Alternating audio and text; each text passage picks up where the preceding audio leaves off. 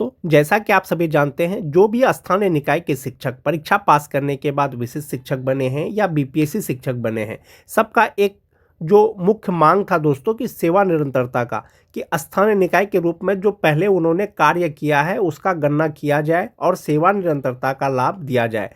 अब विभाग ने दोस्तों इसको स्पष्ट कर दिया है कि विशिष्ट शिक्षक हो या बीपीएससी शिक्षक हो, जो पहले नियोजित शिक्षक थे, किस प्रकार से उनको सेवा निरंतरता दिया जाएगा। आज के वीडियो में विस्तार से चर्चा करेंगे दोस्तों। सेवा निरंतरता किस प्रकार से होगा, यदि सेवा निरंतरता मिलता है या प्रमोशन होता है तो आपका जो मूल वेतन है या इनहैंड सैलरी है उस पर क्या प्रभाव पड़ेगा। वीडियो शुरू करने से पहले एक रिक्वेस्ट है दोस्तों, जो लोग मेरे चैनल को सब्सक्राइब नहीं किए हैं कृपया चैनल को सब्सक्राइब कर दें और बेल आइकन को दबा दें। जैसा कि आप देख पा रहे होंगे दोस्तों, श्री राहुल कुमार जो माननीय सदस्य हैं, माननीय शिक्षा मंत्री से सवाल पूछा गया था। सवाल पूछा था दोस्तों कि क्या यह बात सही है कि राज्य में 2,66,000 नियोजित शिक्षकों को सक्षमता परीक्षा उत्तीर्ण होने के बाद विशिष्ट शिक्षक का दर्जा दिया गया है। जो स्थानीय निकाय के शिक्षक थे, लगभग 2,66,000 शिक्षक परीक्षा पास करने के बाद विशिष्ट शिक्षक बन गए हैं, यानी राज्यकर्मी बन गए हैं। क्या यह बात सही है कि उक्त विशिष्ट शिक्षकों को प्रशिक्षित शिक्षक के रूप में किए गए कार्य अवधि की तिथि से सेवा निरंतरता का आर्थिक लाभ नहीं दिया जा रहा है। उन्होंने पूछा दोस्तों, क्या यह बात सही है कि जो विशिष्ट शिक्षक हैं प्रशिक्षित के रूप में जो वो कार्य किया है उनका जो है सेवा निरंतरता का आर्थिक लाभ नहीं दिया जा रहा है। यदि उपर्युक्त खंडों के उत्तर स्वीकारात्मक है तो क्या सरकार विशिष्ट शिक्षकों को प्रशिक्षित शिक्षक के रूप में किए गए कार्य अवधि की तिथि से सेवा निरंतरता का आर्थिक लाभ देने का विचार रखती है? हाँ तो कब तक, नहीं तो क्यों। उन्होंने पूछा है कि जो प्रशिक्षित वेतन के रूप में जो उन्होंने कार्य किया है, सेवा निरंतरता का जो लाभ है वो जो दिया जाएगा, क्या उनका आर्थिक लाभ दिया जा रहा है या नहीं दिया जा रहा है। इस पर माननीय शिक्षा मंत्री ने जवाब दिया है दोस्तों। वस्तु स्थिति यह है कि बिहार विद्यालय विशिष्ट शिक्षक नियमावली 2023 के नियम 8.11 के तहत विशिष्ट शिक्षकों को वेतन संरक्षण का लाभ दिया जा रहा है। वेतन संरक्षण मोस्ट इंपोर्टेंट चीज था दोस्तों। विशिष्ट शिक्षकों को भी वेतन संरक्षण का लाभ दिया गया, बाद में बीपीएससी शिक्षकों को भी वेतन संरक्षण का लाभ दिया गया। वेतन संरक्षण है क्या? वेतन संरक्षण ये है कि जो नियोजित शिक्षक के रूप में जो आप कार्य कर रहे थे उस समय जो आपका मूल वेतन था, विशिष्ट शिक्षक बनने के बाद आपका मूल वेतन कम नहीं होना चाहिए। यह आपके नियमावली के 8.1 में निहित है। साथ ही विभाग ये आदेश के ज्ञापांक 4207 दिनांक 22 नवंबर 2025 के द्वारा विशिष्ट शिक्षकों को प्रोन्नति हेतु स्थानीय निकाय अंतर्गत प्रशिक्षित शिक्षक के रूप में किए गए कार्य अवधि की गणना करने का भी प्रावधान किया गया है। यानी प्रशिक्षित वेतनमान जब से उनको मिल रहा है, प्रशिक्षित वेतन मिल रहा है, तब से उनका पूर्व का सेवा का गणना यानी सेवा निरंतरता का गणना किया जाएगा। लेकिन किसमें किया जाएगा, इसमें स्पष्ट कर दिया है दोस्तों, प्रोन्नति में। यानी विशिष्ट शिक्षकों का प्रोन्नति हेतु स्थानीय निकाय के रूप में प्रशिक्षित वेतन की तिथि से जो वो कार्य किया है उसका गणना किया जाएगा। एक ये चीज हो गया दोस्तों। अब माननीय शिक्षा मंत्री ने इसे स्पष्ट किया है कि वेतन संरक्षण का लाभ दिया गया है और साथ ही साथ जो है प्रोन्नति में उनका पहले का सेवा यानी सेवा निरंतरता का लाभ दिया जाएगा। माननीय शिक्षा मंत्री के द्वारा जो पत्र का जिक्र किया गया है दोस्तों वो यही है, 4207। शिक्षा विभाग का एक आदेश आया था 22 नवंबर 2025 को कि बिहार सरकार के आदेश संख्या 2558 दिनांक 9 सितंबर 2025 के तहत जो समिति गठन हुआ था उसने उसके अनुशंसा पर 1 to 5 के जो विशिष्ट शिक्षक हैं या विद्यालय अध्यापक हैं उनका प्रोन्नति होगा किसमें, 6 to 8 के विद्यालय अध्यापक में या विशिष्ट शिक्षक में। जो 9-10 के हैं उनका 11-12 में उनका प्रोन्नति हेतु स्थानीय निकाय अंतर्गत प्रशिक्षित शिक्षक के रूप में किए गए कार्य अवधि की गणना करना सुनिश्चित करेंगे। इसी के आधार पर दोस्तों बहुत से शिक्षकों का प्रमोशन का प्रक्रिया शुरू हो गया है, चाहे वो विशिष्ट शिक्षक हो चाहे वो बीपीएससी शिक्षक हो। साथ ही साथ जो नियोजित शिक्षक हैं उनको कालबद्ध प्रोन्नति दिया जा रहा है जिनका प्रशिक्षित वेतनमान का या योगदान की तिथि का 12 साल हो गया है। नियोजित शिक्षकों को प्रमोशन दिया जा रहा है कालबद्ध प्रोन्नति 12 साल सेवा का, और जो विशिष्ट शिक्षक हैं और बीपीएससी शिक्षक हैं उनको प्रमोशन दिया जा रहा है यानी प्रशिक्षित वेतनमान की तिथि से 8 वर्ष जहां पर हो जाएगा, जिनका हो जाएगा उनको प्रमोशन दिया जाएगा। ऐसा नियमावली में भी था। ये विशिष्ट शिक्षक नियमावली 2023 का एक पार्ट है दोस्तों। Point number 8, point number 9।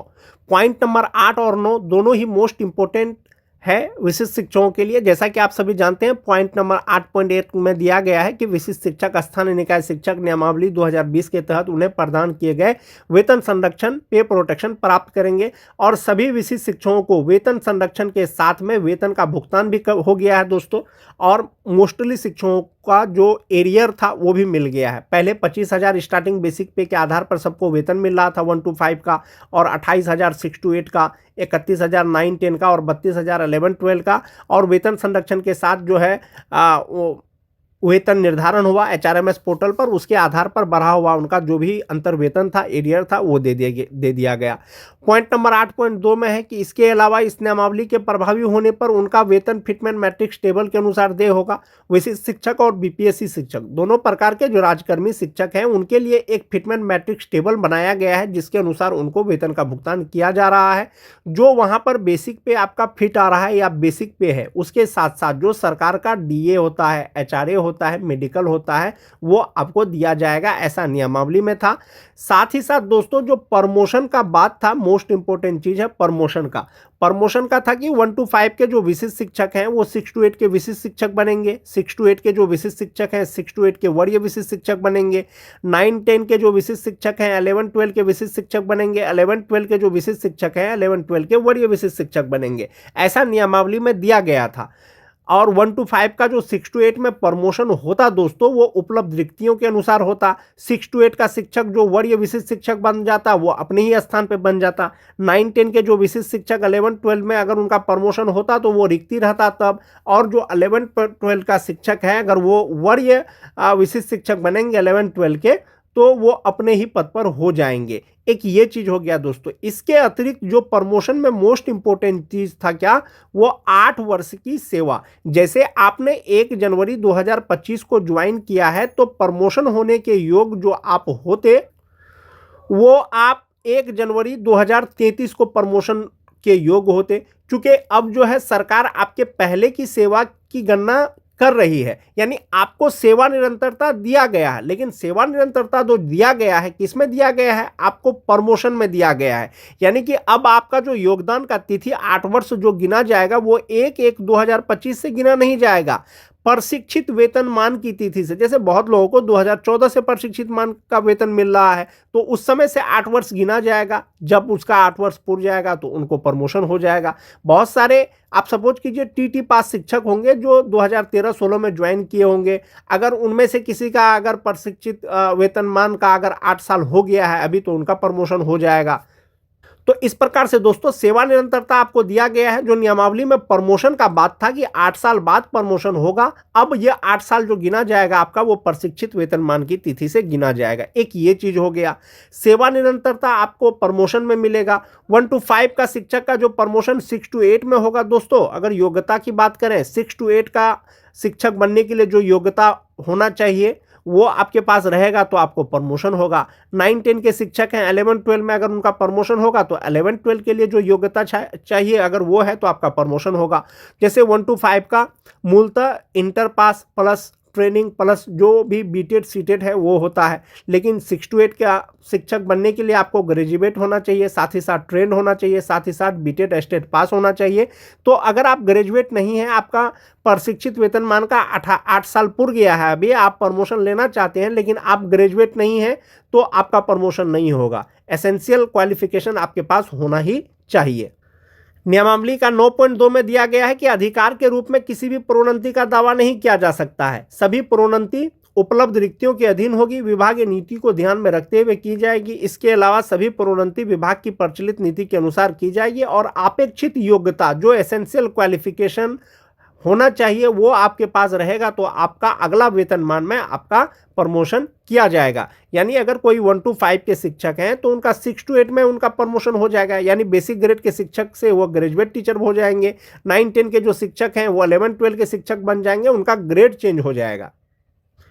जो फिटमेंट मैट्रिक्स टेबल का बात किया गया है दोस्तों नियमावली में, तो वो यही फिटमेन मैट्रिक्स टेबल है। जो 1 to 5 का स्टार्टिंग बेसिक पे है वो 25,000 रुपया है, 6 to 8 का 28,000 रुपया है, 9 10 का 31,000 रुपया है, 11 12 का 32,000 रुपया है।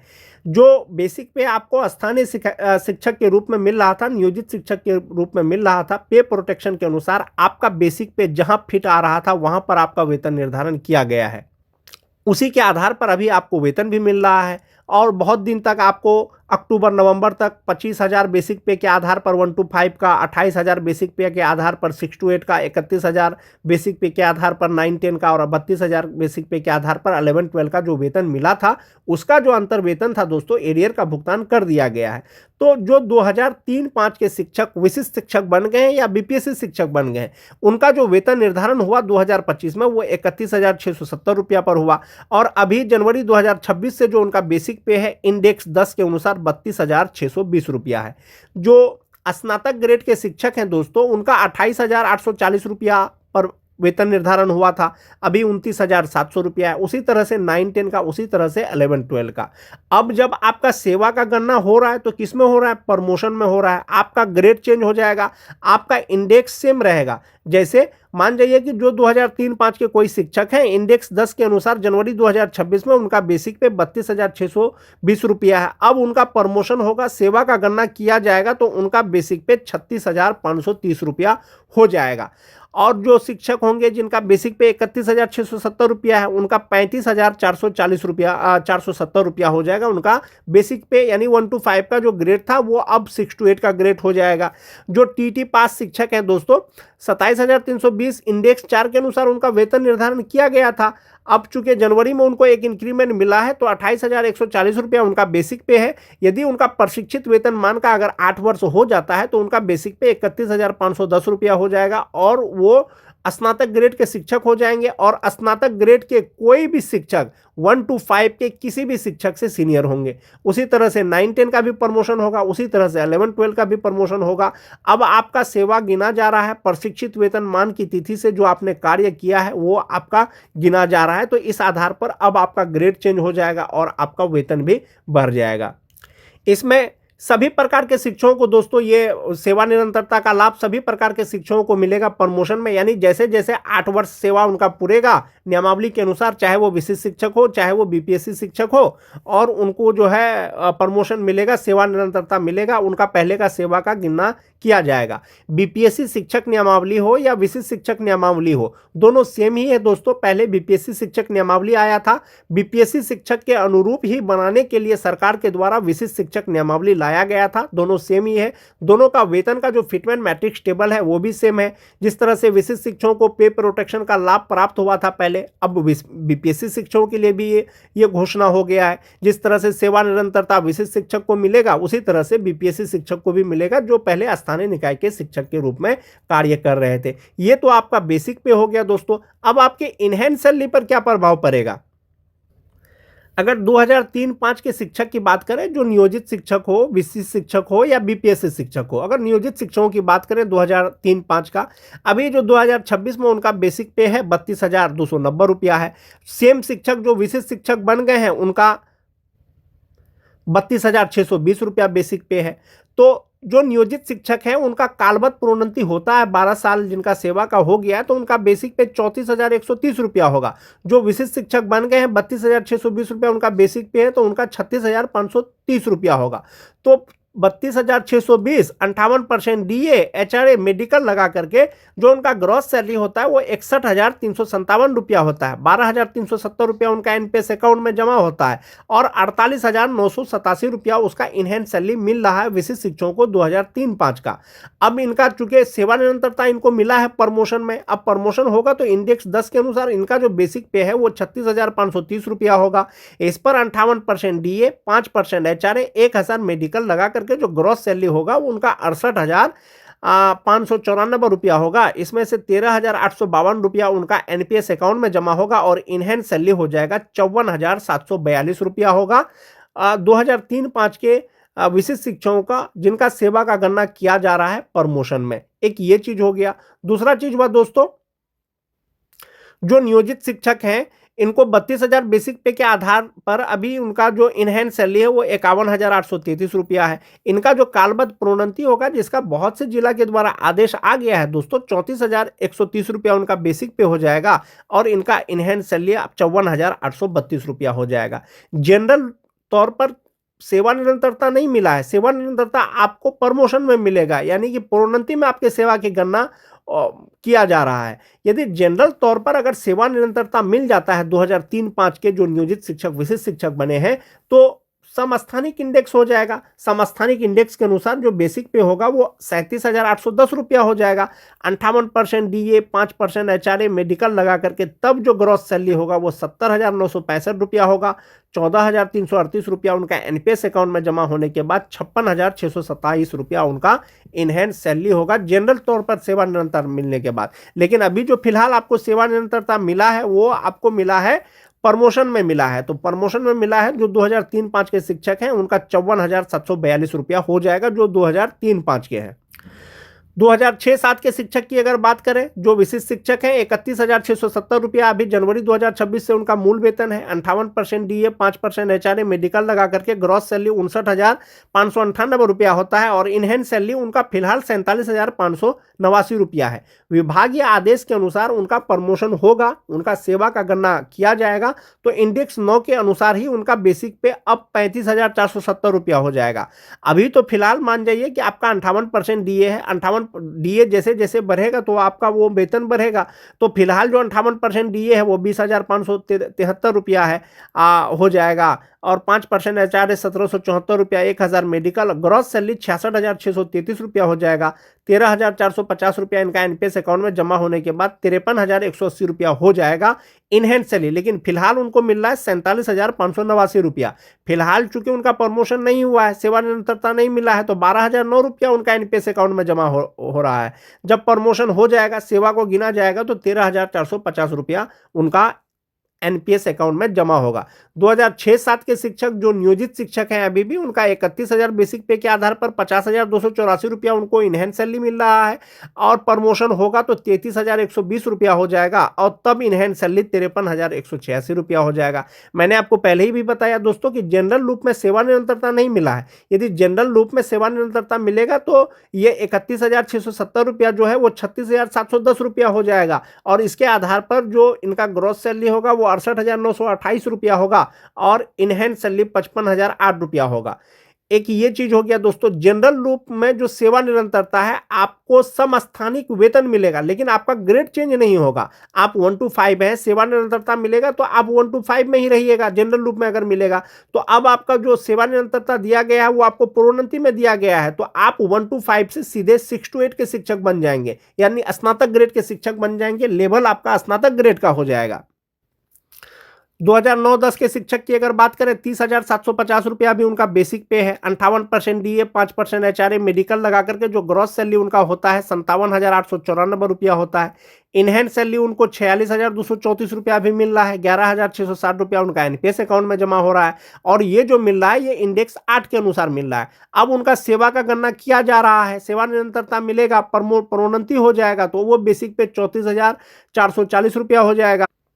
इसमें जो डीए होगा, एचआरए होगा, मेडिकल होगा, ग्रॉस सैलरी 64,725 रुपया हो जाएगा। 13,060 रुपया उनका एनपीएस अकाउंट में जमा होने के बाद 51,665 रुपया हो जाएगा।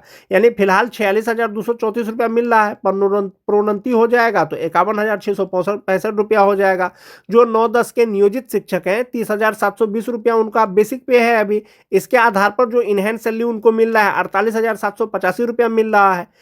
कालबद्ध प्रोन्नति होगा तो ये 30,420 रुपया सीधा 32,160 रुपया हो जाएगा। 32,160 रुपया हो जाएगा तो इसमें डीए, एचआरए सब मिलाएंगे तो इनका इनहैंड सैलरी 51,000 हो जाए, 51,621 रुपया हो जाएगा। ग्रॉस सैलरी 55,221 रुपया हो जाएगा।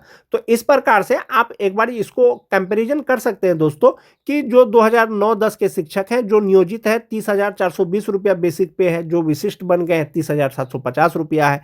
जो नियोजित हैं प्रमोशन होगा तो 32,160 रुपया होगा और विशिष्ट का प्रमोशन होगा तो 34,440 रुपया होगा। जो नियोजित हैं उनका इनहैंड सैलरी ग्रॉस सैलरी 52,350 रुपया है। जो विशिष्ट शिक्षक बन गए हैं तो 57,894 रुपया है। नियोजित का प्रमोशन होगा तो 55,221 रुपया होगा और विशिष्ट का प्रमोशन होगा तो 64,725 रुपया होगा। तो इस प्रकार से आप ये देख सकते हैं दोस्तों कि राजकर्मी बनने के बाद, विशिष्ट शिक्षक बनने के बाद विशिष्ट शिक्षक के सैलरी में कमी नहीं हुआ है दोस्तों। कुछ इनहेंस सैलरी आपको पे प्रोटेक्शन के अनुसार हो सकता है कम हुआ हो, लेकिन ग्रॉस सैलरी आपका ज्यादा ही होगा। तो विशिष्ट शिक्षक का सैलरी के आधार पर दोस्तों विशिष्ट शिक्षक का सैलरी ज्यादा है नियोजित शिक्षक की तुलना में। इसी तरह से 2003-05 के शिक्षक की अगर बात कीजिएगा तो नियोजित का इनहेंस सैलरी 51,833 रुपया है और विशिष्ट का 48,987 रुपया है। ग्रॉस सैलरी उनका 55,433 रुपया है, जबकि विशिष्ट का 61,357 रुपया है। तो इस प्रकार से दोस्तों उनका वेतन में भी वृद्धि हो जाएगा, पूर्व की सेवा का गणना होगा तो।